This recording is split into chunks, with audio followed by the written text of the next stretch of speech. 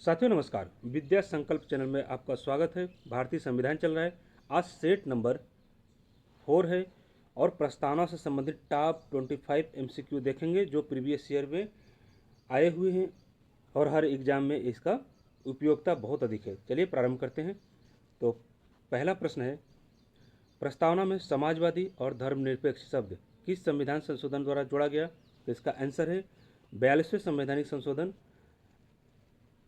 के द्वारा जोड़ा गया है। यह कब हुआ था? 1976 ईस्वी में 42वें संवैधानिक संशोधन हुआ था, जिसमें 3 शब्द जोड़े गए थे, समाजवादी, पंथ निरपेक्ष और एक अखंडता। ये शब्द किस में जोड़ा गया था?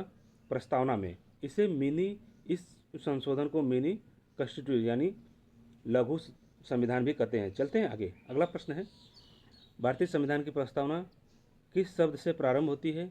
तो ये ऑप्शन ए सही है, हम भारत के लोग। देखिए, हम भारत के लोग से यह स्पष्ट होता है कि संविधान की अंतिम शक्ति किसके हाथ में है? भारत की जनता में है। चलते हैं आगे। अगला प्रश्न है, प्रस्तावना में गणराज्य का अर्थ क्या है? प्रस्तावना में गणराज्य का अर्थ होता है, ऑप्शन ए सही है, राष्ट्राध्यक्ष यानी राष्ट्र का जो अध्यक्ष है वो निर्वाचित होगा, पैतृक नहीं होगा। देखिए, भारत एक गणराज्य है, इसलिए यहाँ का जो राष्ट्रपति है जनता के द्वारा निर्वाचित प्रतिनिधियों द्वारा चुना जाता है, न कि किसी राजा की तरह वंशानुगत। चलते हैं आगे। अगला प्रश्न है, भारतीय संविधान की प्रस्तावना में संपूर्ण प्रभुत्व संपन्न का क्या अर्थ है?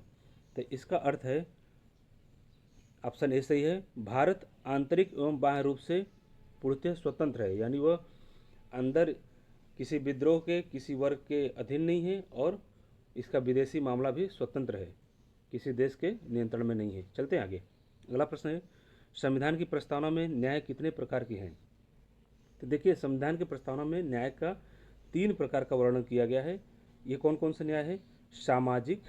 सामाजिक, आर्थिक और राजनीतिक। 3 प्रकार के न्याय की बात हुई है। चलते हैं आगे। अगला प्रश्न है, प्रस्तावना में बंधुता का उद्देश्य क्या है? तो बंधुता का उद्देश्य है व्यक्ति की गरिमा एवं राष्ट्र की अखंडता सुनिश्चित कराना। देखिए, बंधुता का उद्देश्य सभी नागरिकों में भाईचारा, व्यक्ति की गरिमा तथा राष्ट्र की एकता एवं अखंडता को बनाए रखने से संबंधित है। चलते हैं आगे। अगला प्रश्न है, प्रस्तावना में स्वतंत्रता किन किन विषयों से संबंधित है? तो देखिए, स्वतंत्रता किन के विषयों से? ऑप्शन ए सही है, विचार, अभिव्यक्ति, विश्वास, धर्म एवं उपासना से संबंधित है, यानी इन सभी चीज़ों के लिए व्यक्ति स्वतंत्र है। चलते हैं आगे। अगला प्रश्न है, भारतीय संविधान की प्रस्तावना में लोकतांत्रिक शब्द का क्या अर्थ है? तो लोकतांत्रिक शब्द का अर्थ है जनता के द्वारा चुनी गई सरकार, यानी ऑप्शन ए सही है।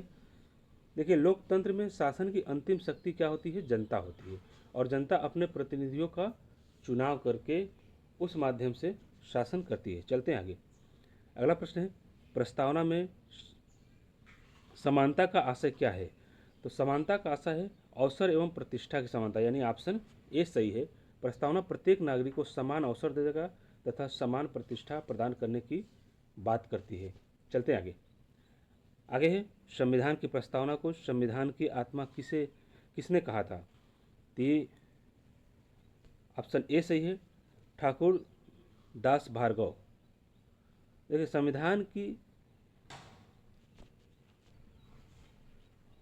देखिए, संविधान सभा के सदस्य जो ठाकुर दास भार्गव ने प्रस्तावना को संविधान की आत्मा यानी सोल ऑफ द कॉन्स्टिट्यूशन कहा था। चलते हैं आगे। अगला प्रश्न है, प्रस्तावना में समानता से क्या आशय है? तो समानता से आशय है अवसर एवं प्रतिष्ठा की समानता, जैसा भी ये आया था। चलते आगे। अगला प्रश्न है, भारतीय संविधान की प्रस्तावना किस उद्देश्य प्रस्ताव पर आधारित है? यानी किसके उद्देश्य प्रस्ताव से आधारित है? ये देखिए, ऑप्शन ए सही होगा, जवाहरलाल नेहरू द्वारा प्रस्तुत उद्देश्य प्रस्ताव पर आधारित है। देखिए, 13 दिसंबर 1946 को पंडित जवाहरलाल नेहरू ने उद्देश्य प्रस्ताव प्रस्तुत किया था, जो आगे चल के यही प्रस्तावना का रूप लिया या यही प्रस्तावना बना। चलते आगे। अगला प्रश्न है, भारतीय संविधान की प्रस्तावना कब अंगीकृत की गई? तो ये ऑप्शन ए सही है, 26 नवंबर 1949 को 26 नवंबर 1949 को संविधान को अंगीकृत, अधिनियमित और आत्मार्पित किया गया। चलते आगे। अगला प्रश्न है, भारतीय संविधान की प्रस्तावना में वर्तमान में कितने शब्द हैं? तो प्रस्तावना में वर्तमान में 85 शब्द हैं, यानी 85 शब्द है। 42वें संवैधानिक संशोधन के बाद प्रस्तावना में कुल कितने हो गए थे? 85 नहीं, इसके पहले क्या था? 82 था। चलते आगे। अगला प्रश्न है, प्रस्तावना में अखंडता शब्द किस संविधान संशोधन द्वारा जोड़ा गया? तो 42वें संवैधानिक संशोधन कब हुआ था? 1976 ईस्वी में जोड़ा गया। आगे है, संविधान की प्रस्तावना को न्यायालय द्वारा संविधान का भाग किस ऐतिहासिक निर्णय में माना गया? ये ऑप्शन ए सही है। लगभग इस सीरीज में सभी ऑप्शन ए ही सही है, लगभग। चलते हैं। तो ये केशवानंद भारती वाद 1973 के द्वारा। देखिए, केशवानंद भारती मामला जो 1973 में सर्वोच्च न्यायालय ने माना कि प्रस्तावना संविधान का भाग है और यह संविधान की मूल संरचना को भी दर्शाती है। आगे चलते हैं। अगला प्रश्न है, भारतीय संविधान की प्रस्तावना में न्याय का कौन सा प्रकार शामिल नहीं है? तो 4 ऑप्शन है। इसमें से देखिए, धार्मिक न्याय, सामाजिक न्याय, आर्थिक न्याय, राजनीतिक न्याय। तो ऑप्शन ए सही है, धार्मिक न्याय शामिल नहीं है। प्रस्तावना में क्या क्या शामिल है? किस तरह के न्याय को शामिल किया गया है? सामाजिक न्याय, आर्थिक न्याय और राजनीतिक न्याय। चलते हैं आगे। अगला प्रश्न है, भारतीय संविधान की प्रस्तावना में स्वतंत्रता किन किन विषयों के लिए सुनिश्चित की गई है? ये देखिए, ऑप्शन ए सही है। विचार, अभिव्यक्ति, विश्वास, धर्म एवं उपासना की स्वतंत्रता की बात की गई है। चलते आगे। अगला प्रश्न है, संविधान की प्रस्तावना का अंतिम उद्देश्य क्या है? संविधान की प्रस्तावना का अंतिम उद्देश्य है व्यक्ति की गरिमा तथा राष्ट्र की एकता एवं अखंडता सुनिश्चित कराना। आगे है, भारतीय संविधान की प्रस्तावना में लोकतंत्रात्मक शब्द किस प्रकार के शासन की ओर संकेत करता है?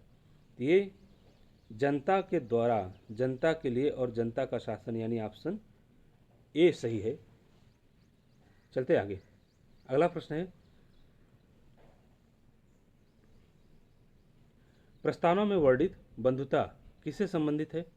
तो ये भाईचारा एवं राष्ट्रीय एकता से संबंधित है। आगे है, भारतीय संविधान की प्रस्तावना के अनुसार भारत का शासन किस सिद्धांत पर आधारित है? यह लोकप्रिय प्रभुसत्ता पे आधारित है। देखिए, हम भारत के लोग से शुरू होता है प्रस्तावना, तो इसमें ये जो शब्द है, यह स्पष्ट करते हैं कि संविधान की सर्वोच्च शक्ति भारत की जनता में निहित है, न कि किसी व्यक्ति विशेष में। अगला प्रश्न है, प्रस्तावना में प्रयुक्त समाजवादी शब्द का मुख्य उद्देश्य क्या है?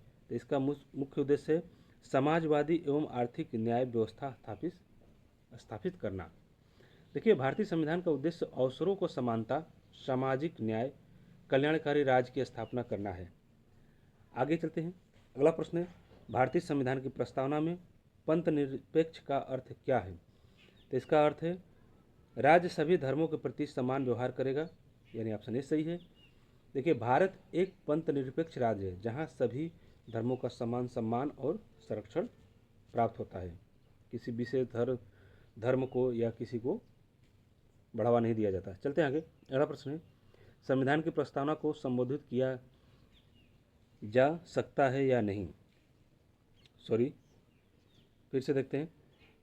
संविधान की प्रस्तावना को संशोधित किया जा सकता है या नहीं? तो इसमें ऑप्शन ए है सही, हाँ, संविधान की प्रस्तावना को संशोधित किया जा सकता है। इसका देखिए, केशवानंद भारती बनाम केरल राज्य 1973 के निर्णय के अनुसार प्रस्तावना संविधान का भाग है और उसमें संशोधन किया जा सकता है, लेकिन संविधान की मूल संरचना यानी बेसिक स्ट्रक्चर को बदला नहीं जा सकता। ये इसमें एक। अब ये क्वेश्चन आप लोग के लिए है, भारतीय संविधान की प्रस्तावना में समाजवादी, पंथ निरपेक्ष तथा अखंडता शब्द किस संविधान संशोधन द्वारा जोड़ा गया?